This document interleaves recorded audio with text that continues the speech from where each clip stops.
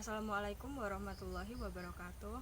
Hello everyone, let me introduce myself. My name is Septi Wahyu Lestari, NPM 21170611039. I am from the University Lampung Applied Biology Study Program.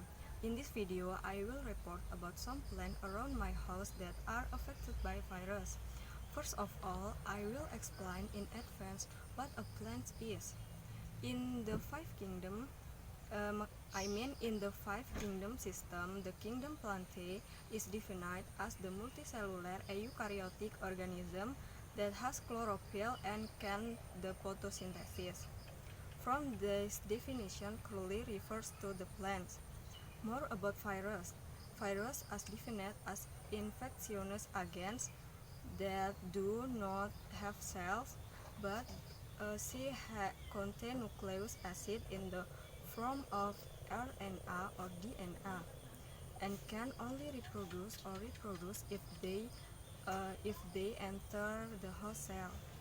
If classified according to the host cell they are in, viruses are grouped into, namely plant virus and animal or human virus. Although both are obligate parasites, plant virus and animal virus are different.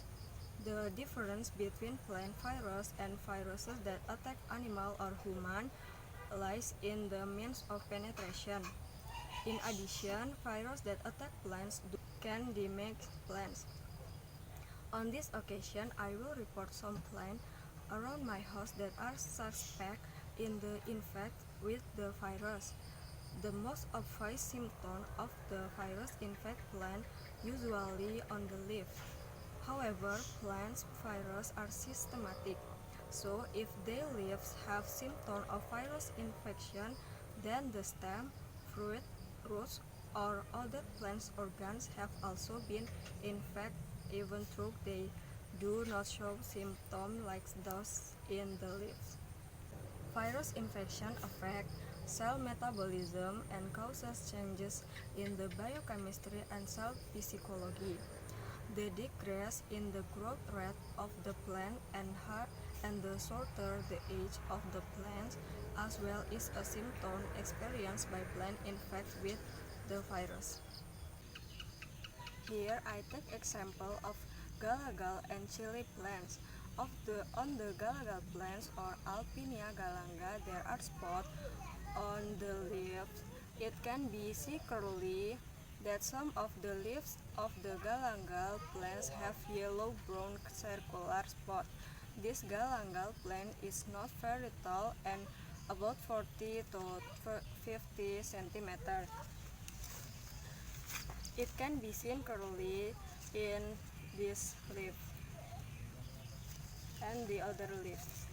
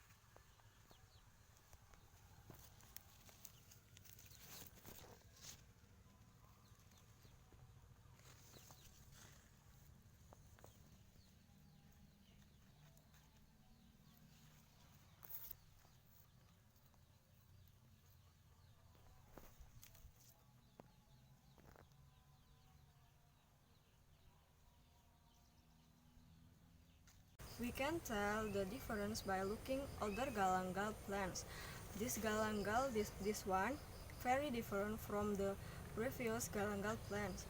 This galangal plants has broad dark green leaves and a more high 1 centimeter high. This is a healthy galangal plant and is not infected with a virus.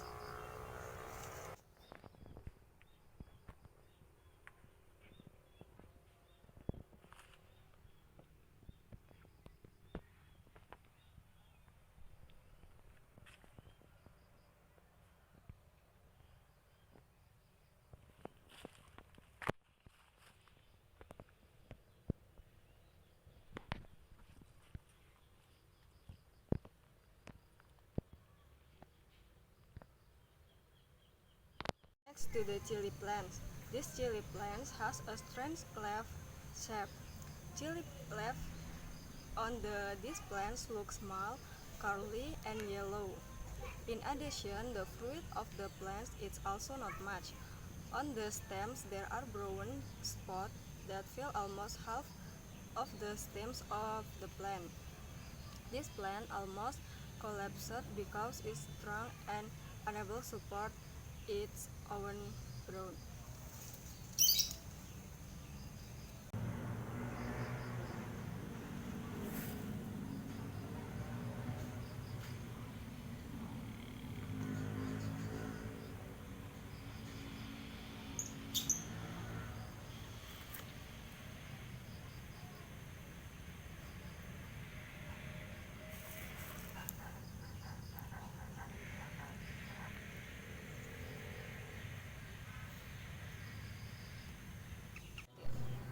I want to give you another example of the chili plants that the characteristic with the infected by the virus. This is chili tree who has a characteristic infected with the virus. The original leaf of the the original leaf of his leaf is green, but there on the leaf have a yellow tinge of each of leaf. In addition, the chilies of this plant is rotten and none of them have good condition.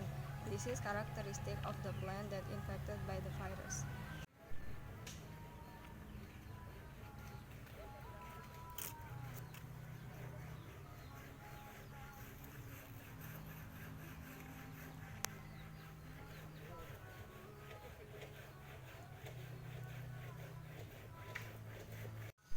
According the literature that I read, the incidence of yellow curly leaf disease in chili plants has been occurring a long time. According to Tsai et al. 2006, leaf curly is caused by pepper yellow leaf curly virus, which belongs to the genus Bogomovirus. The chili yellow curly leaf disease is transmitted by vector insect, namely kutu kebul or Bemisia tabaci, whose population is very abundant in the dry season. The number of the whitefly at the time of the transmission affect high incidence of disease and the incubation period of the virus. Begomovirus resistant varieties have been found in tomato and chickpea plants, but there is not much information about the genotype of chili that is resistant to Begomovirus.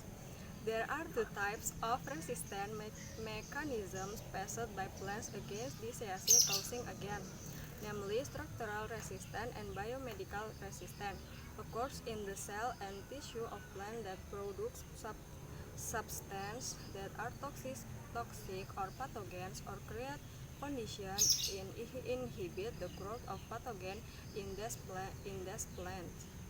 The number of vector insect is one of the factors that affect the high incidence of disease and the incubation period of the virus.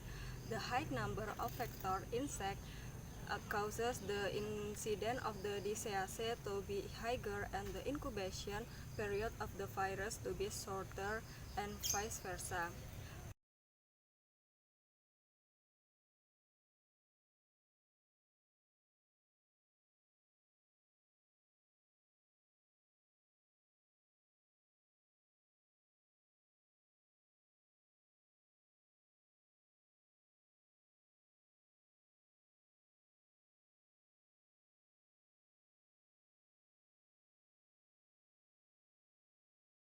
That's all I can say about some of plants around my house that are infected with the virus. Hopefully what I say can be useful. Assalamualaikum warahmatullahi wabarakatuh.